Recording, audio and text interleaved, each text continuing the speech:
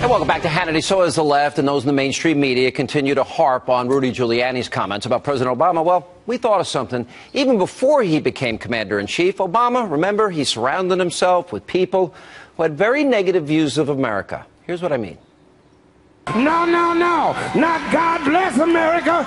God damn America. America's chickens are coming home to roost. In terms of the Weather Underground, which I co-founded, yes, we did some extreme things. What we did was slightly off the tracks, there's no question. And it's something that lots of people have found despicable. And then out of nowhere came, hey, I'm Barack Obama. And she said, oh, damn, where did you come from? I'm white. I'm entitled.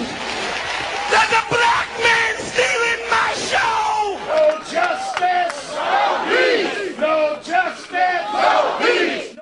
Joining me now with reaction, creator of 2016, Obama's America, Dinesh D'Souza from National Review, Kevin Williamson, a great piece up today, and Fox News political analyst Juan Williams. Kevin, because you wrote this piece extensively that Rudy's right, explain why you think this is relevant, his past. You know, starting with Frank Marshall Davis, Alinskyite, Acorn, Flager, Wright, Ayers and Dorn. Why does it all matter? Yeah, well, I think that ground has been fairly well covered, and I think we should be spared the sanctimonious piffle about not talking about a man's patriotism when we're talking about a president who explicitly said that his predecessor was unpatriotic. But the question that I really raised today is, if you are progressive, if you see the world the way progressives see it, which is the United States is a country animated by white supremacy and economic oligarchy, that the economy is a fraud based on exploitation and deceit, why would you like the country? If you think this is a country that was basically legacy of white supremacy, slavery, discrimination, bigotry of every sort, that nothing good happened between the Emancipation Proclamation and the New Deal, why would you like the country? And if you read Barack Obama's books, which I have, if you listen to his speeches, the people he surrounds himself with, he doesn't find very much to like about the country, which I think, if you were intellectually honest, if progressives in general were intellectually honest, they would admit that they really actually don't like the country that much. They think it's defective. Juan, there is this history. Go back, Reagan, always extolling America's virtues. Same with Clinton. I mean, even this president goes out of his way repeatedly. Even Michelle Obama, for the first time in my adult life, I am proud of my country. For the first time? Really? And as Rudy put into context, that's what he's talking about. Where is extolling America's greatness and goodness and charitable and how we have protected the world from tyranny time and again? I think you must have missed something, because Obama says this stuff all the time.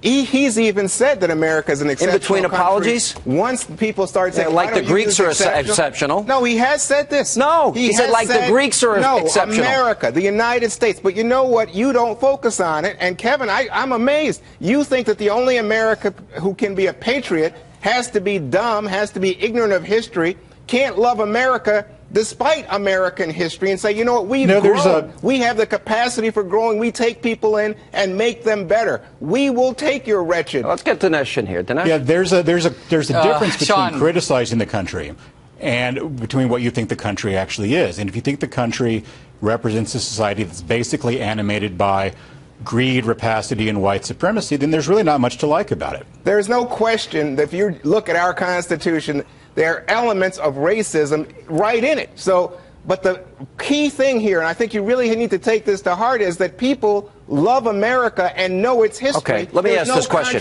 Why did he spend so much time, 20 years with Reverend Wright? Father Flager, domestic, hang on, this is not irrelevant. Domestic terrorist, gave speeches, sat on boards with an unrepentant domestic terrorist, Bill Ayers. Why would he hang out with those people?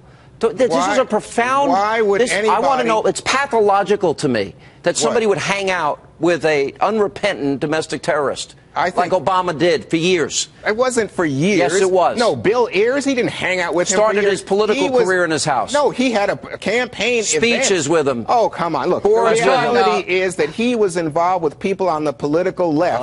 And people on the, and some of them were, and I think Ayers was, and by the way, I just think that it's an admitted not domestic right terrorist for Michelle Obama to say, first time proud of America. That's not right. But I'm telling you that people on the left have gone over the line, And that's what I think you're doing here today by saying, oh, Rudy Dinesh? Giuliani, he's fine. It was okay. He went over the line.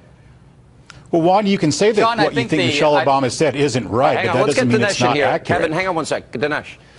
I think, Sean, this for me is deja vu. I've written 2 books and made 1 movie about what motivates Obama. I don't think it's just about his past. You know, here's a president where if you look on the world stage, he appears to be systematically working to undermine our allies and to strengthen our enemies. We were allied with Mubarak in Egypt. Mubarak is out. Obama then supported the Muslim Brotherhood candidate who came in and replaced him. Gaddafi was doing business with us. Obama killed him. Gaddafi is gone and Libya's in chaos. Our enemies, meanwhile, Assad in Syria, the mullahs in Iran, Obama's cutting secret deals with the Iranians. So what I'm getting at is this behavior needs explanation.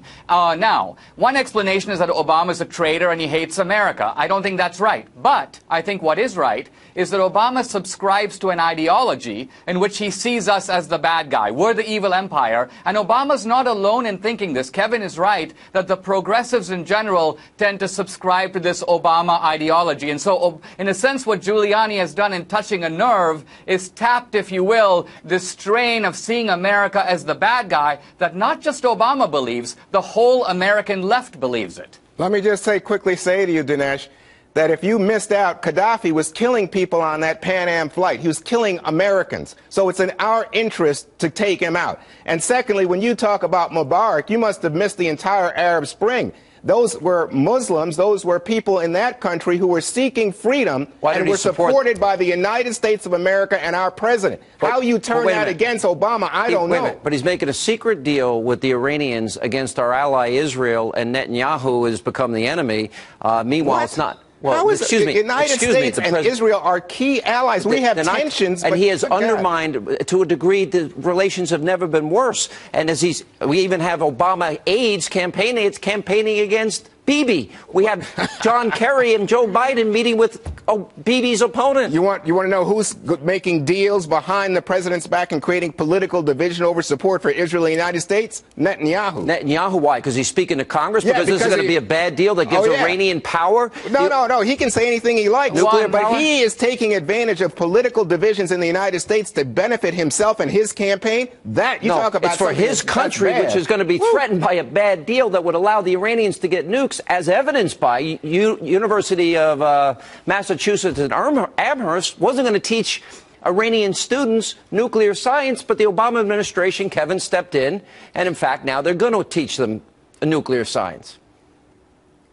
It seems that time after time what Obama does is he seems to be almost clinical in when he looks at our enemies like ISIS. He's always qualifying it. The Taliban is not terrorists. The Islamic radicals aren't really Islamic. And then he makes equations with Christianity as if to say, listen, don't be too indignant in condemning those guys because we've done the same thing. So the effect of Obama's rhetoric is to minimize the offenses of those guys and to put the spotlight on us as the bad guy. Guys, thank you very much for being with us. Appreciate it. And Juan, good to see you on the 5 today. Hey, good to be here. Thank you.